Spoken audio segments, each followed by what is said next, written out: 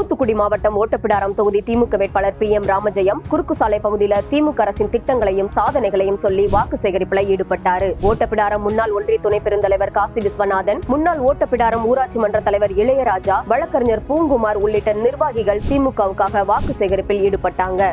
ராமஜெயம் அவர்கள் இந்த பகுதியிலே நன்கு அறிமுகமானவர், கழக பணி செய்யக்கூடியவர், மாண்புமிகு அமைச்சர் அண்ணாச்சி அனிதா ராதாகிருஷ்ணன் அவர்களுடைய ஆதரவற்ற வேட்பாளராகவும், மாவட்ட அமைச்சர் அக்கா கீதாஜி அவர்களுடைய ஆதரவற்ற வேட்பாளராகவும், நாடாளுமன்ற உறுப்பினரும் கழக துணை பொதுச் செயலாளர் அக்கா கவிஞர் கனிமொழி கருணாநிதி MP அவர்களுடைய ஆதரவற்ற வேட்பாளராகவும், கழகத்தின் இளைஞரணி செயலாளரும் கழக துணை முதலமைச்சர் அண்ணன் உதயநிதி ஸ்டாலின் அவர்களுடைய ஆதரவற்ற வேட்பாளராக நமது வெற்றி வேட்பாளர் அண்ணன் ராமஜெயம் அவர்கள் வாக்குகள் கேட்க வருகின்றிருக்கிறார்கள்.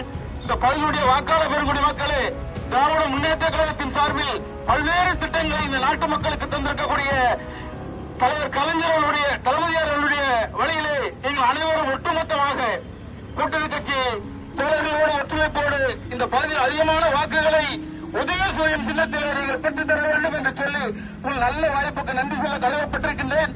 அண்ணன் ராமஜெயம் அவருடைய வெற்றி பெரும் வாக்கு வித்தியாசத்தில் நம்ம ஓட்டப்பிடாரம் சட்டமன்ற தொகுதியில் இருக்கும். அதற்காக கழகப்படி செயல்வீரர்கள் நாம் செய்து கொண்டிருக்கிறோம்.